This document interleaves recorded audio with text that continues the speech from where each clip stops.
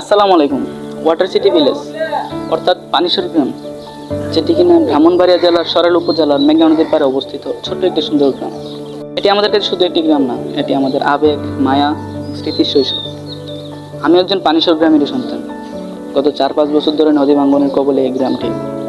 ভাঙ্গনের ফলে নদীতে বিলীন হয়ে যাচ্ছে শত শত বসত ভিটা, অনেক অটো রাইস মিল আর অনেক কর্মসংস্থান। এই এলাকার দোকানিদের মাথায় হাত, কারণ রাইস মিলের শ্রমিকদের আশায় দিয়েছেন দোকান। এখন রাইস মিলও নেই, শ্রমিকরাও নেই, নেই দোকানে বেচা বিক্রি।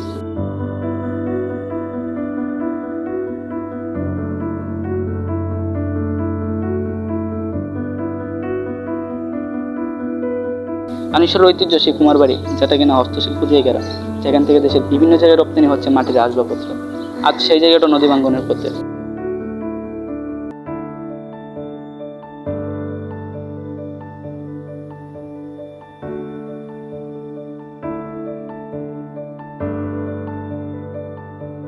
এভাবে আর কতদিন?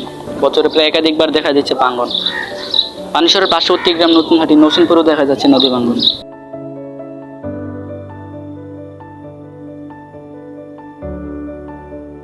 এভাবে চলতে থাকলে হয়তো বাংলাদেশের মানচিত্র থেকে পানিশ্বর নামক গ্রামটাই আর থাকবে না।